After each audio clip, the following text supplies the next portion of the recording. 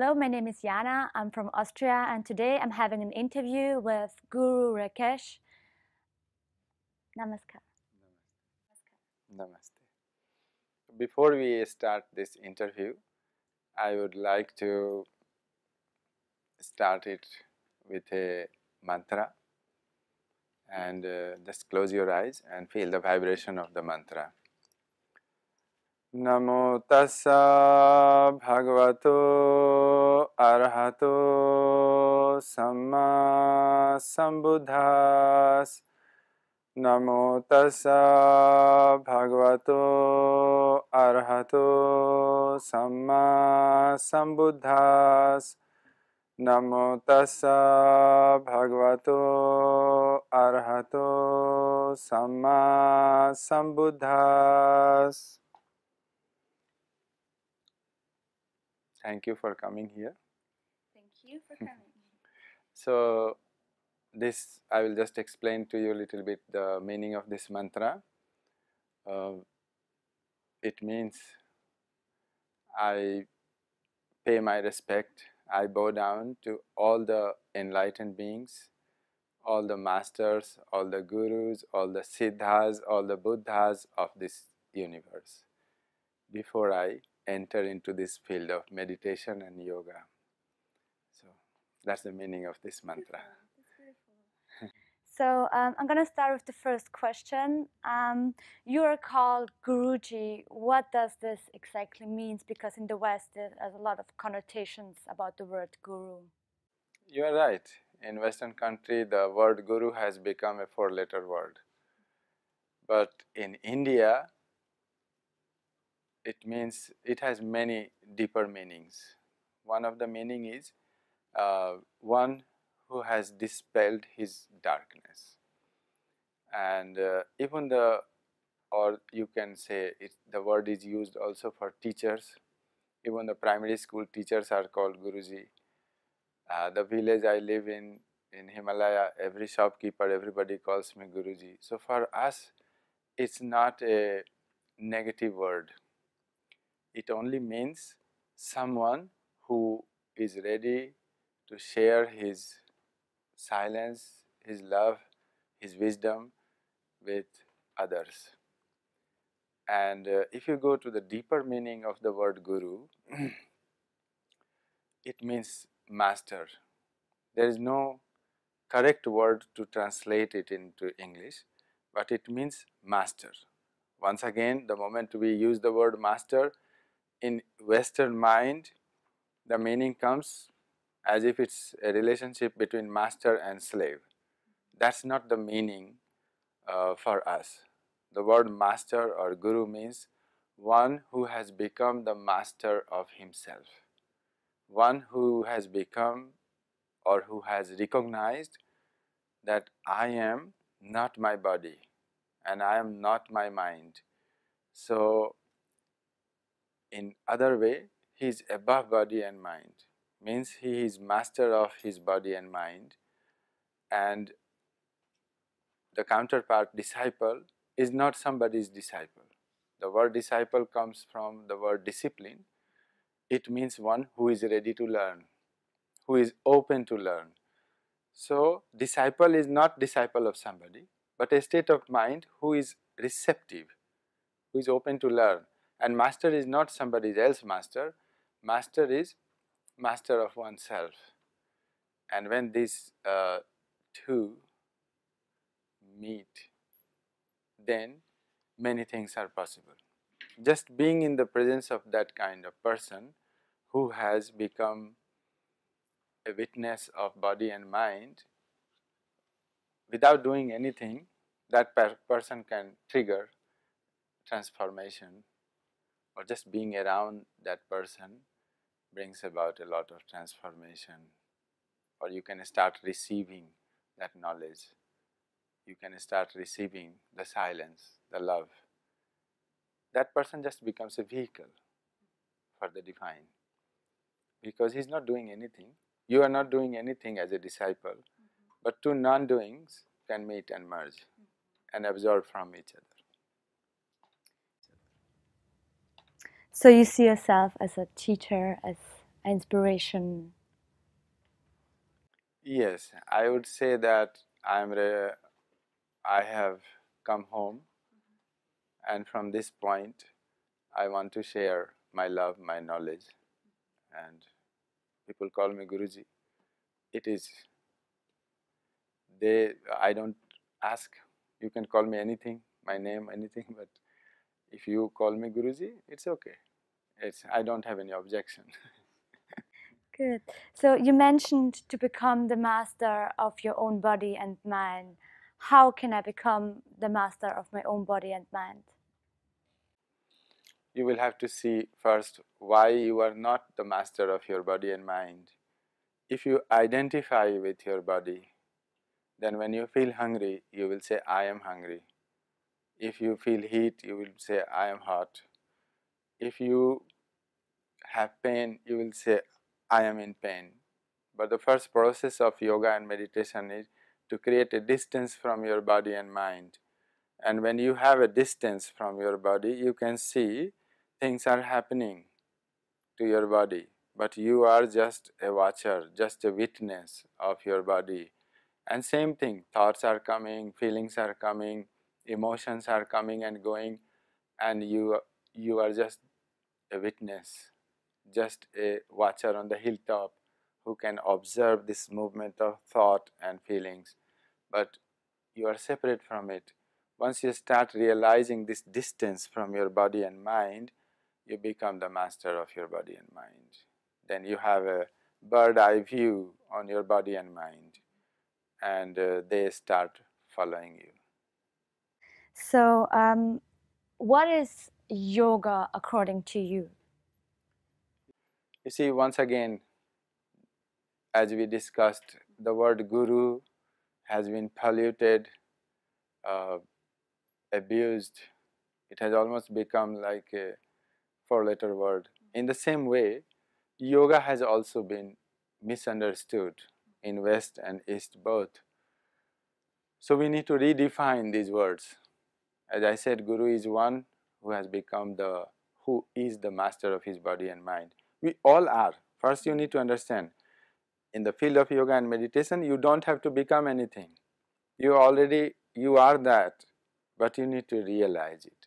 You need to close your eyes and look within and find out the truth. Same way, in West, yoga has become synonymous with physical exercise, gym culture. It has become associated with gym culture. In India, it got associated with a lot of religious practices. To us, yoga is a method, it's a technique to realize oneself. So it's a fast track to yourself. Yes. So it starts from the body. It's a technique, it's a path to step by step purify your body and mind, and also cultivate awareness within you. You mentioned before witness. What or who is a witness, and what does mind means to you? You see, this word sakchin, the Sanskrit word sakchin, is the essence of all yoga and meditation. It means witness. Witness means to be like a mirror. A mirror just reflects. It doesn't say you are beautiful or ugly. It doesn't like, dislike. It doesn't choose. It is just reflecting. If you can become, or if you can realize that my inner consciousness is just like mirror, then you start developing a choiceless awareness, passive awareness. That passive awareness, that choiceless awareness is termed as a witness. And that's how we define now yoga according to our perception. yoga is fitness for the witness. Now, fitness is not just fitness of the body, it's a state of well-being when your body is in such a healthy, such a condition that it doesn't nag you, right? If you have headache, you become aware of your head. You will always thinking about your head. If you have neck pain, you will always thinking about your neck. You want to be able to meditate. So according to yoga, by practicing right kind of asana, right kind of breath awareness, your body can come to a state where there is no more pain, no more, it doesn't drag your attention anymore, a state of well-being where you absolutely forget your body, you forget that you are a body, and that state is called videha. Videha means as if you are not a body. When you sit for meditation, your body doesn't say, oh, my knee is hurting, my neck is hurting, my spine is hurting. To bring your body to that state, there is a certain technique, there is a certain technology, methodology, that is right alignment. That's what we call yoga. Also, another definition we give, from alignment to enlightenment, same as fitness for the witness. So when the body is totally aligned to its elements and you have practiced in a correct way, a state comes when you have no more issues with your body. It's functioning in a perfectly healthy condition, and then you can forget your body and focus on the practices which are more deeper. So those practices which are connected to your body and mind, they are called external practices, and those practices which are uh, connected to your mind, your deeper layers of your being, they are called internal practices. So they can be termed as meditation, and the other can be termed as yoga. I read that on your homepage too, from alignment to enlightenment. So you talked like now about, we had yoga and meditation. So can you explain a little bit meditation? What about meditation? What is that exactly? Again, the terminology. According to yogic philosophy, the word for meditation is dhyana. And the word meditation doesn't exactly explain the essence of dhyana. But we use this word because there is no better word. But the moment we say the word meditation, you start thinking about meditating on what, right? Meditating upon something, pondering upon, pondering about something, thinking about something also can be considered as meditation. But that's, none of them even come closer to the meaning of the word dhyana. The word dhyana means passive awareness. You want to understand the content of what I am saying. So what is the state of your mind? You are listening, but you are passive. You are not aggressively interfering in what I am saying, because then you won't be able to understand what I am saying. Can you do this to yourself? Sit silently with a spine erect and passively just listen whatever your mind wants to tell you. In that passive listening, your mind will tell you the whole history of mankind. And that passive listening, you are sitting by the side of a waterfall, you just listen. But the habit of our mind is constantly interfering, constantly trying to correct, trying to say, oh, this is not good, this is good, I should keep it, this is not good, I should avoid it. But then you are not passive. Passive sleeping, we all know. 8 hours 7 hour, 8 hour, 9 hour, you are passive and sleeping. If you can be passive and aware, it becomes meditation. That's simple way to describe meditation. Without interference, without any identity, without any like, dislike, choice, simply listen and observe, and then that observation, that listening is the beginning of meditation. So sitting silently, doing nothing, for me that sounds pretty difficult because like we're like everybody expects us to do something, everybody say be something, do something. How are we gonna deal with the expectations from the society? So like if I don't do nothing, people say, oh, you're lazy. So like doing nothing, it's pretty hard for me. It sounds pretty hard. Yes, Pretty hard. for doing nothing you have to do a lot. Yeah, And that doing a lot is yoga. So first part of yoga, yoga has two processes.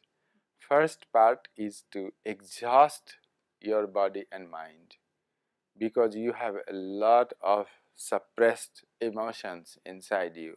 You are almost sitting on a volcano and trying to close your eyes and try to meditate. It's not going to happen, because inside of you there is a volcano which needs to erupt. That's why all these yogic processes, they are called kriya. They have been designed by yogis to release the emotions, release the toxin from the body, to cleanse your body and mind, so that sitting silently, doing nothing becomes easy for you. And how I'm gonna deal then with the expectations from the society?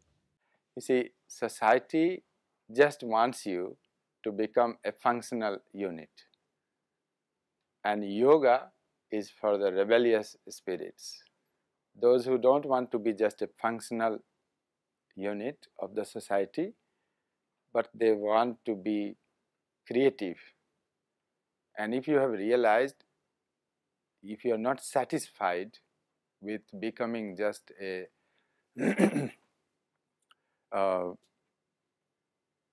ordinary, unconscious mass, if you want to rebel against the social conditioning, then yoga is path for the rebellious people. And then in that case, you do need to put aside the importance you give to public opinion, because most people are afraid of public opinion, what others are going to think about me. And you need to take charge of your own life and become, if I might use that word, selfish for a while. And once you become selfish, means you want to explore yourself. You want to know, who am I? Who is living? What is this piece of life given to me? Who is living in this body? Once you start that exploration, then soon you will, all your darkness disappear, and you will become a light not only to yourself but to others also. So for a while, take a break.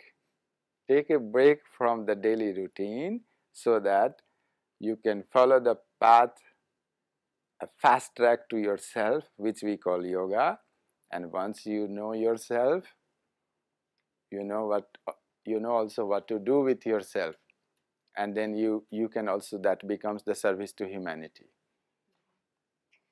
So if I'm gonna do this, because it sounds, yeah, sounds good. So how can I, as a beginner, start with yoga and meditation? Just watch some YouTube videos, read books, or what are the steps for this? I would suggest find a teacher. Because if you watch YouTube video or you read a book and start practicing, it's almost like going to a scientific lab and start experimenting, mixing the chemicals together. The chemicals, you don't know anything about it, because it will have reaction. Same way, even just take the example of physical asana practice. There are so many details for each asana which you will not be able to know without the help of a right teacher. Right teacher is called Sadguru. Sadguru means the one, there are many kind of teacher, but one who has really gone in the depth of the subject and ready to share his wisdom with you. Now take the example of physical yoga. You need to learn the anatomy, you need to learn the biomechanics, how the forces of physics, how the gravitation force is working in your biology is called biomechanics. And if you are unaware of those things, you might create a lot of injury. Same thing with pranayama, with kriya, lot of suppressed emotions will start coming like a tsunami. And if you don't know how to deal with that, you might go little cuckoo. So it's very important that there is a GPS system in your practice. There is someone you can go to, you can ask about what is happening to you and how to correct yourself. By yourself you will not be able to correct your mistakes. So my suggestion is find a teacher and work with that teacher. Even though I'm not flexible at all and I can't reach my toes. And It's almost so like because people say, oh no, I can't do this because I'm not flexible, or I can't stand on my head. So even those people can do it, right? would you go to buy mango with a bag of mango? You are going to buy mango because perhaps you don't have mango in your freezer, in your refrigerator. So if you are already flexible, if you are already strong, why would you go to do yoga? Yoga will make you flexible. Yoga will bring a balance between your stability and flexibility. Two words you need to understand. Stability, for that you need strength. You need to develop strength, and flexibility, for that you need to elongate your muscles. And when there is a balance, that's another definition of yoga. Samatvam yog uchyate, means when there is balance in your life, that's called yoga. In scientific language, in medical language, it's called homeostasis. It means your whole system works in balance. I read somewhere a statement like it was like analysis is real paralysis in meditation. So you just already explained a little bit about meditation, and can you explain this statement, please? I will try. So the whole Western psychology is based on one word called analysis. If you have any psychological issue, you go to a psychiatrist and they will ask you, tell me about your dream, tell me about your life and what you think, and based on your statement, the psychiatrist, psychologist, the shrink will try to analyze your mind and try to help you from his analysis. Now you have to understand who is the analyzer and who is the analyzed. So he is taking your thoughts or helping you to analyze your thought based on his knowledge, his experience from another thought. So one thought is analyzing another thought. It's almost like one tomato studying another tomato. So if you are studying tomato, make sure you are not a tomato. Is that clear? So the Eastern approach, this is the difference. Eastern approach says the more you analyze, the more you will get entangled in your own mind, in your own thought, in your own emotions. It's almost like digging, getting drowned in your own complications. And so that's why they are suggesting a different kind of tool, which is Instead of analyzing, observe. Instead of asking what to think, just ask what is thinking, because most of our psychological problems are caused by thoughts. So when you understand the very origin and structure of your thought through deep, sharp, intense, passive awareness, then you will see through analysis there is no solution for the inner problem. That's why I call it analysis is real paralysis. Analysis is a good tool if you want to study physics, if you want to study medicine, if you want to do some research work. It's a very good tool. But when you want to study yourself, swadhyaya, you want to do swadhyaya, the same tool which was so efficient in the external world will become a barrier, because analyzer is the analyzed. One thought is trying to analyze another thought, and thought by its very nature is limited because it's based on your sense perception, and all your senses being limited, whatever is perceived through your senses and recorded in your memory as a thought is also limited, and that limited thought is incapable of solving any psychological issue. Hence, the yogic tradition suggests instead of analysis, use observation, use direct perception, use passive awareness, use choiceless awareness. Just take a step back and observe. Sit on the side, on the bank of a river and watch the water flow by. Don't go in the water and start trying to change the flow of the water. Just sit on the bank of the river and watch the water flow by, and without doing anything on your part, the whole mind becomes like a silent lake. Without you doing anything, without interfering, without analyzing, without identifying, the clouds disappear and the sky becomes empty. And that empty sky is meditation, is witnessing, is sakchin, is you. You are made of that emptiness. So instead of running away from that emptiness, see what is it. It's not empty, it's full of energy. And that gathered energy, the energy which was involved in your thoughts, in your emotions, in your feeling, in your anxiety, is released. And that gathered energy opens the door for a totally different perception. New doors of perceptions open in your life, and that is love. Isn't it?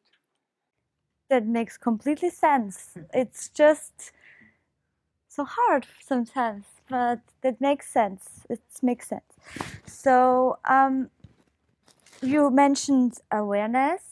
So there's a difference, like, of being aware and awareness. Being aware of something. If you want to study physics, you will become aware of physics, of the different complicated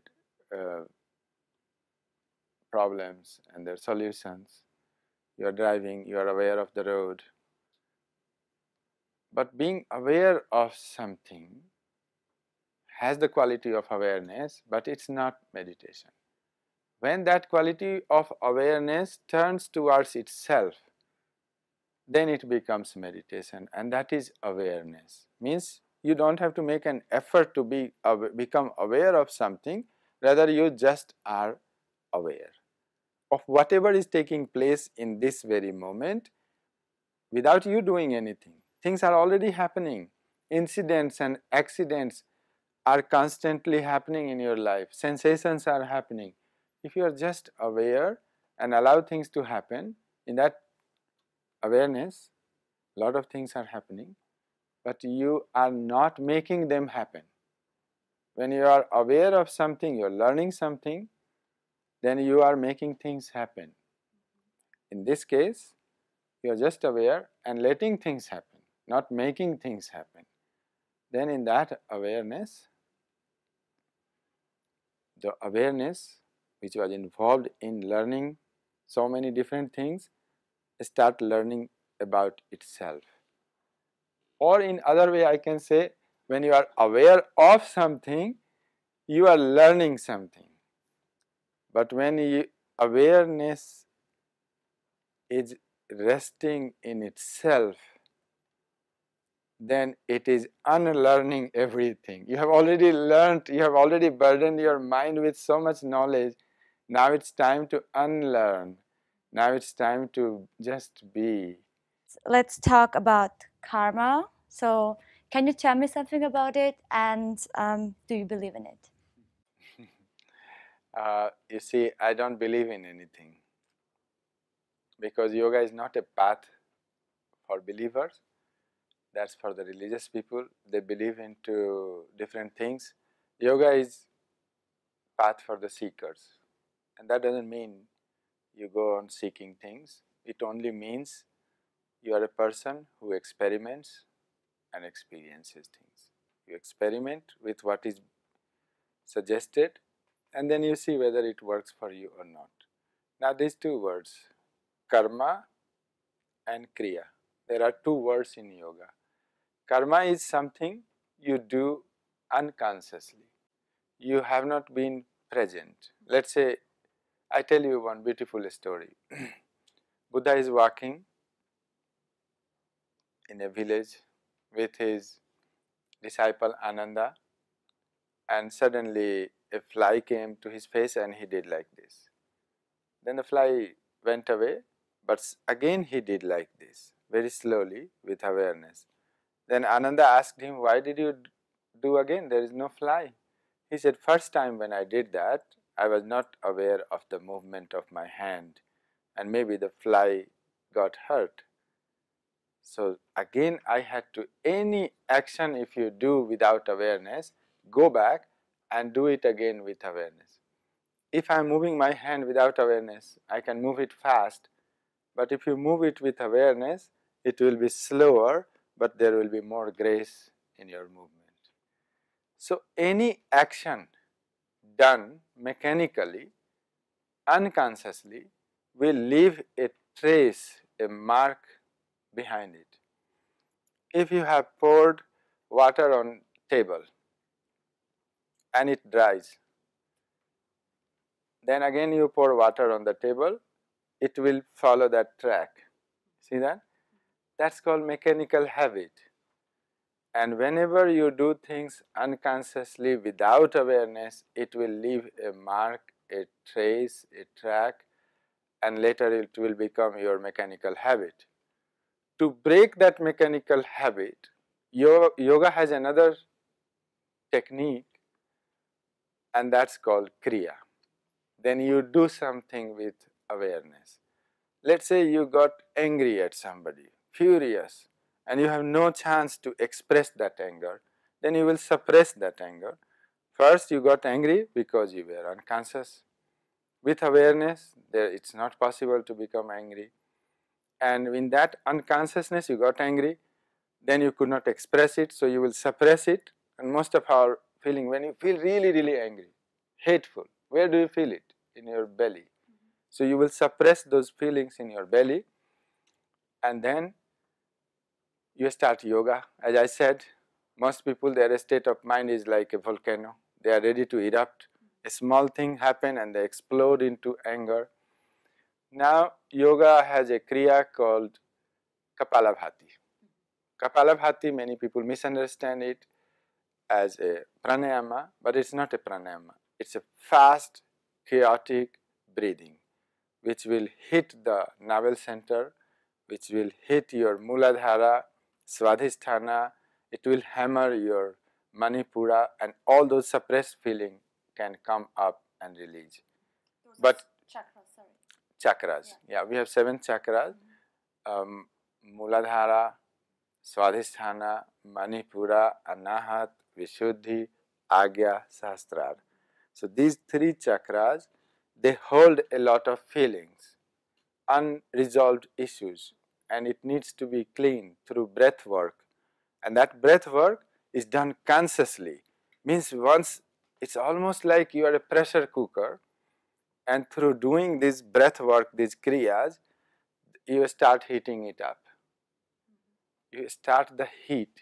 You will literally feel heat increasing in your body when you do Kapalabhati, Bhastrika, all these kriyas. And when it is totally boiling, you take the lid off and allow the feelings to come out, and you stand outside and observe it.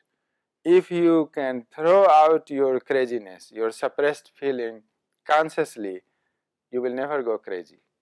It's therapeutic. It's no more an unconscious act.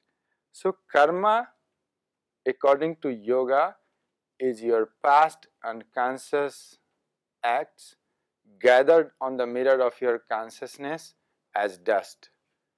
And kriya is something, a cleansing process which cleans the dust of the mirror of your consciousness, so that it becomes clean and starts reflecting that which is, not that which should be, according to your projection. You see that? Yeah, what before I go to sleep and there's a mosquito next to me and I'm gonna kill the mosquito like out of unawareness because it happens fast. So I killed it, and after that maybe I think, okay, bad karma, didn't want to kill that mosquito, it happened fast. What should I do in this situation? Like that's like should be a negative karma for me. No, don't take things too literally.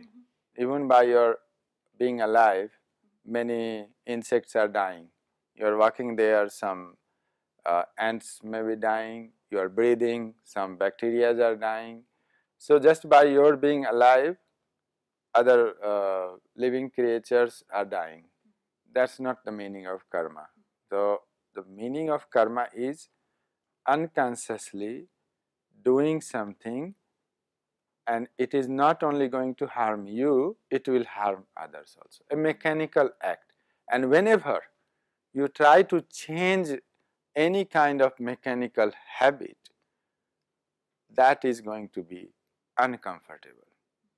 And to accept the pain of transformation, small habits, if you are smoking and you want to stop smoking, that will create some kind of feeling of discomfort in you, or pain, even physical pain. To accept the pain of transformation, to accept the discomfort of changing your mechanical habit is called tapas, which is one of the niyama, right, in yoga, the austerity of transformation.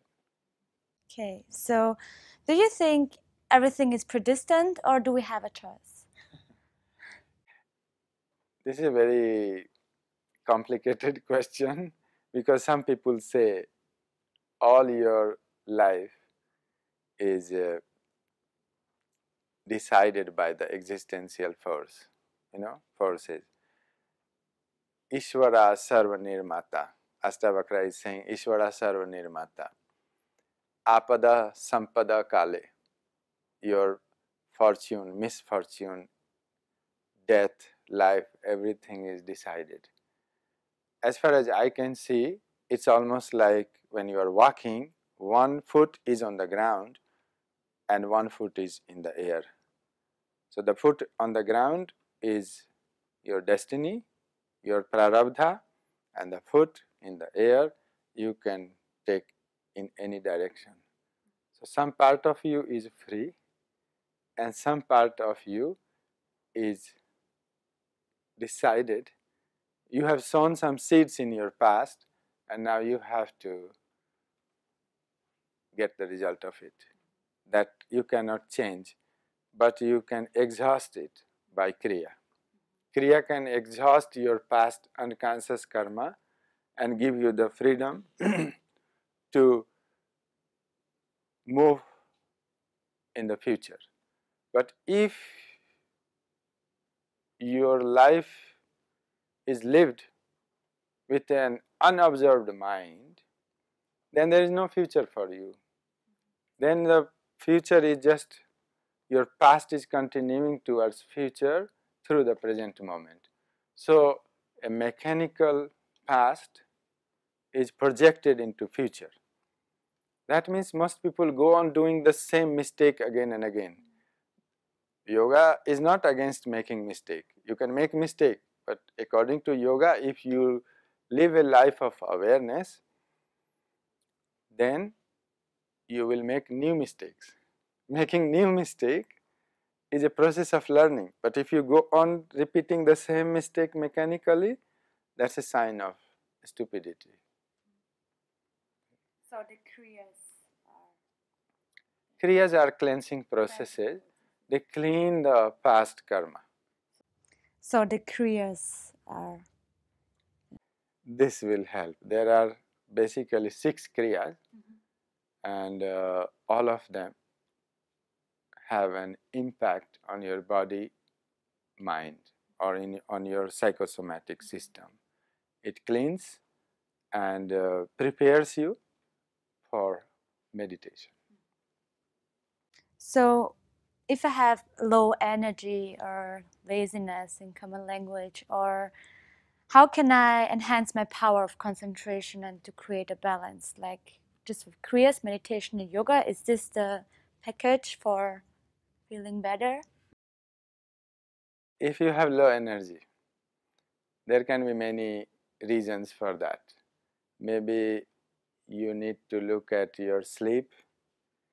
Maybe you need to look how you are eating, how you are living your daily life. If your daytime is very disturbed, constantly you are engaged in chattering of mind, then that will prolong in your sleep and you will not have a deep sleep. So that will affect your energy level next day. If you are eating a kind of food which is keeping you feel heavy and disturbed, then that will also impact your energy level next day.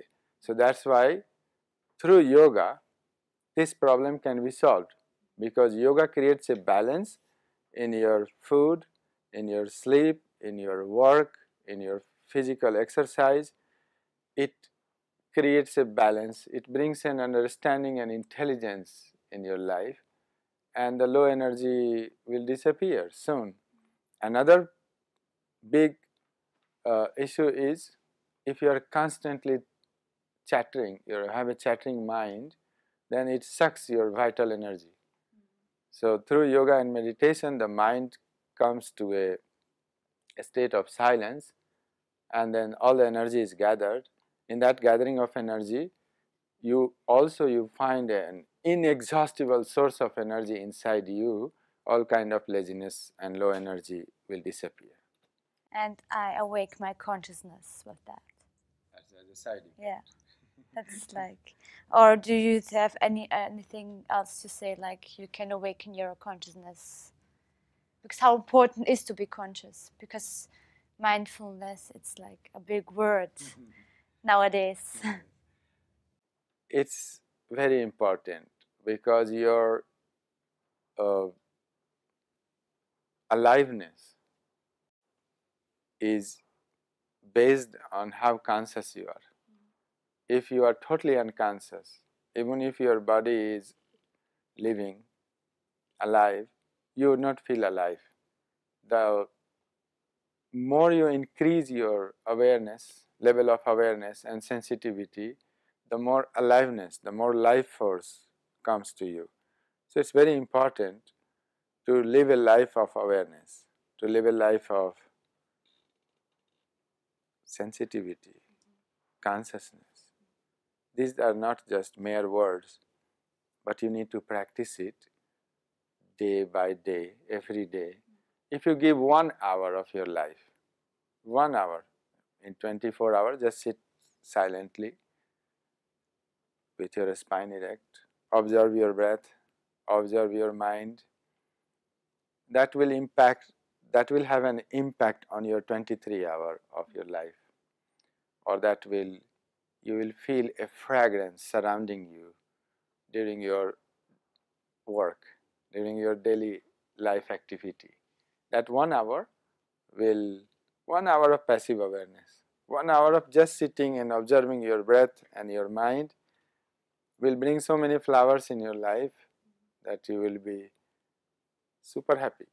Yeah, but if you have a full-time job and you have so much to do and you have to do like homework and jobs and maybe have kids and there's just 24 hours and 1 hour less, how to handle this? How? You will still need to sleep, right? Yeah, and you need to sleep. So just before sleep, how about 20 minutes, 30 minutes? You sit with your spine erect, close your eyes and deepen this remembrance. I am not this body, I am not this mind, and just observe it silently and then see what happens. When you wake up, before you start your daily activity, just sit down with your spine erect and look in and see who is living in this form, who is going to work, who is going to do all the activities. Just look in. And that looking in, that turning in will become a blessing in your life. Whenever you find a gap, you are going in a bus, just close your eyes and start observing your breath. I inhale, I smile. I exhale, I smile. You are waiting for something, for a flight, and you have nothing to do. Instead of occupying with unnecessary things, with Facebook, with everything, how about just close your eyes for that period of time and look in. We have a lot of time, but the problem is not of time, of priority. People sit with their friends and playing card, people are playing chess, people are going here and there, if there is nothing, reading the same old newspaper again and again. But when it comes to meditation, they say, I don't have time. So you can't put meditation and yoga last on your laundry list. How about give it priority? Bring it up in your laundry list, and maybe everybody has enough time for meditation and yoga. Just about priorities. Priority. Yeah, okay, I see. So I just imagine if people sit in a bus and close their eyes and start meditating and there are like people around it and they look at them and they're just like, I think if I imagine it, it sounds crazy, but I think if maybe everybody's doing it, it isn't crazy. Or how would you do it? Like, I imagine to sit in Vienna in a tram and in the middle of people who were watching their Facebook, and then just sit there. Sounds a little bit. I have done it in Vienna. Yeah. I have done it in every European city. Yeah. So it's no problem. You just courage to be crazy. Yeah. You need to have courage to be crazy. When you accept that it's okay to be, that people think I'm crazy, so you can do what you want. I'm not harming anybody. You can just close your eyes and. We are coming back to the society, what the society thinks of me. So just not to be scared of that.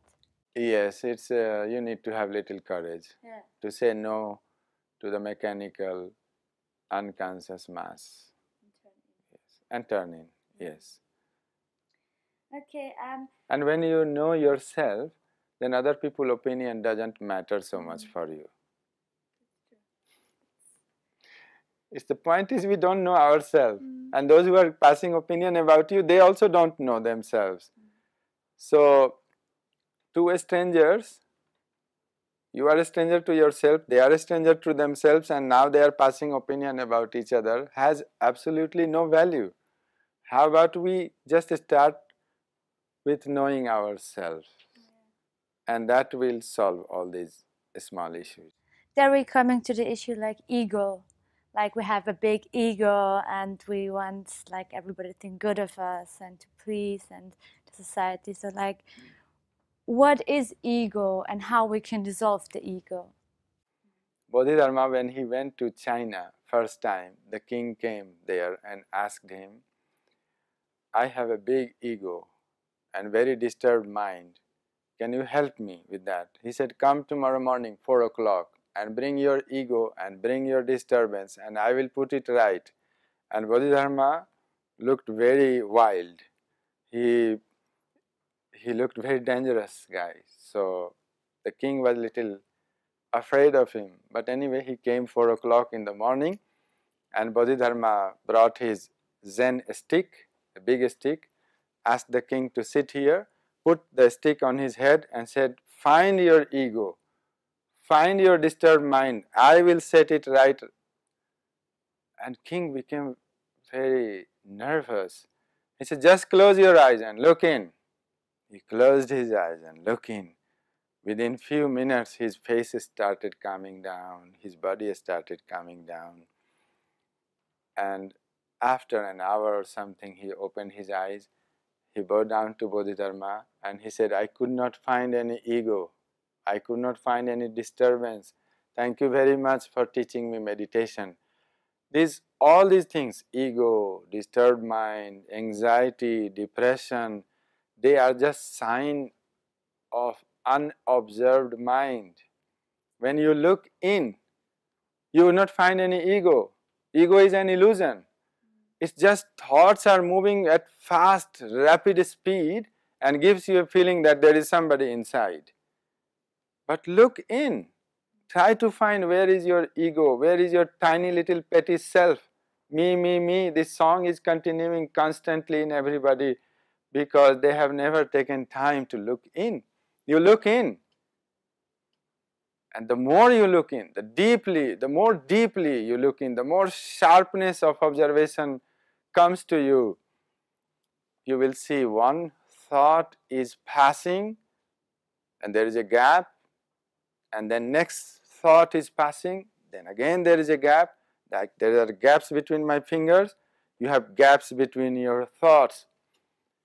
And when the more sharpness, the more sensitivity increases in you, you will see the gaps are becoming bigger and there are no thoughts.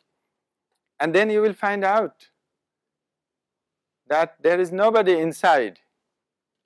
All that song of me was based on a false entity. You are made of emptiness. There is no sadness, no suffering, no anxiety, no misery. All these things continue, all these subtitles continue because we have never taken time to sit alone with ourselves and look in. When you look in, there is no ego. Ego is just a bundle of memory put together by thought. And when you start observing thought, one by one thoughts start disappearing and you are left with nothingness.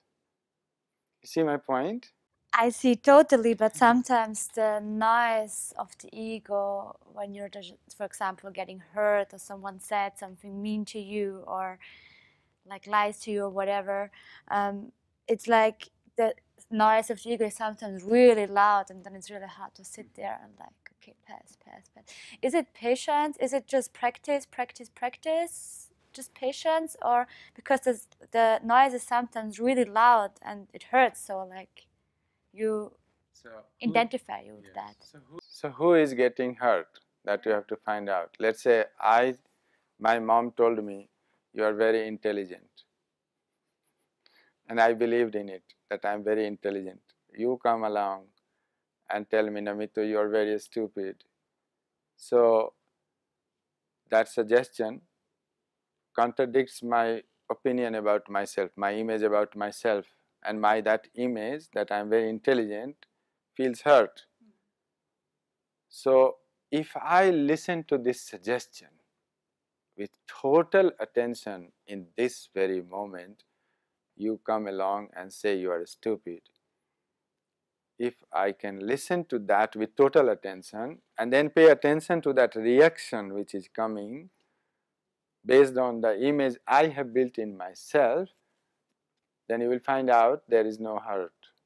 Because psychological hurt is the basis, the foundation of building a wall around you, which we call ego.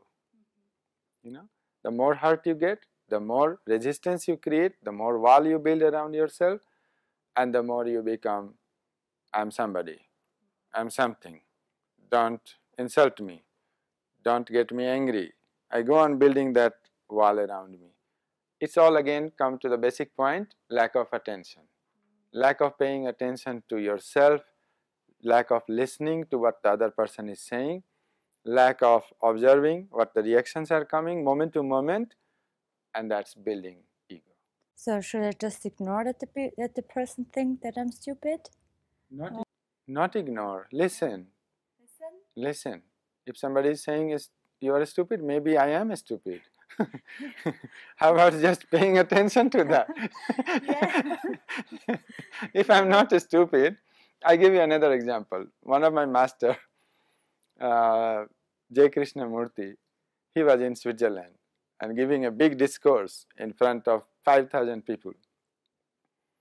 And one man sitting in front of him just stood up and said, at the end of the discourse, he said, "Sir, I think you are very arrogant." And he just listened to it and left without answering it. After 3 days, he came back and the man is again sitting in the front row. And after the discourse, he said, "Sir, 3 days ago you said to me, I am arrogant. And during my walks, during my talks, during my eating, during all my daily activities, the speaker observed himself and found out that I am not arrogant." You see, that is the beauty of meditation. Then you don't get hurt when somebody said you are arrogant. There is a possibility you are arrogant. How about take some time to observe yourself, and if you find out, if you discover that you are not arrogant, then just go to the person and say, "I searched left and right and up and down and I came up with the conclusion I'm not arrogant. What to do? I can't support your idea about me." So if you just want to think that I'm arrogant, fine for you. That's your game. Yeah. It's not my game. You can play your game, entertain yourself, but as far as I'm concerned, I tried my best to find out whether I'm arrogant or not, and I could not find any ego inside me. So accepting and observing. Okay. So listening. Listening. Not accepting. If you say I'm stupid, I'm arrogant, I don't have to accept your idea about me, but it can give me an opportunity to explore. If there is anything called stupidity, anything called arrogance in me, I can explore that and find out the truth. The meaning of meditation, the essence of meditation, and the quality of a meditator is to stay with the guest, to stay with what is. And what is the truth in this moment. If this is the truth, that I am arrogant, I am angry, I am self-centered, then it has to be observed, it has to be attended, and then the transformation takes place.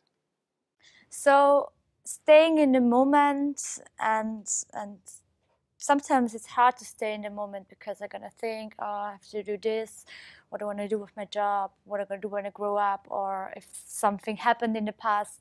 So I would think it's sometimes you're just in the future or in the past, but how to stay in the present, how to accept of meditation, but how to go through the day and to be really here and just to be. In the beginning it is difficult. If you are driving a car and you start trying to become in the present, it will be very difficult. Most probably you will crash somewhere.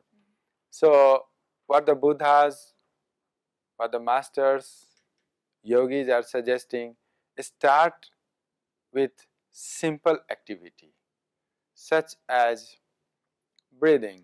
If you are sitting somewhere in solitude, alone under a tree, or in your room, on your sofa, start observing your breath. It's very simple. When you are eating food, start observing how you are preparing your food, how you are eating. When you are walking, going for a morning walk, just observe your morning walk.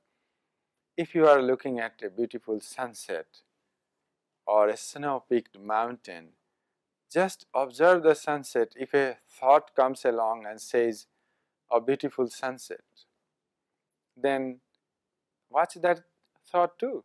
If you are sitting by the ocean, listen to the waves. Start with the natural things. That's why most yogis, Buddhas, they went to the nature.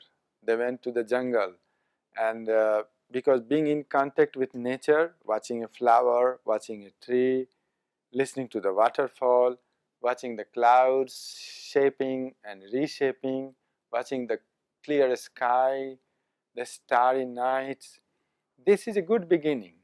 You can start meditating this way, and then slowly, as your watchfulness grows, you can bring it to more subtle movement, such as thoughts, feelings, your reactions to a situation. The example I gave you earlier, somebody says something which you don't like, or somebody says, oh, you are so beautiful, so intelligent. Then watch that reaction, how thrilled you become, how you become little bigger.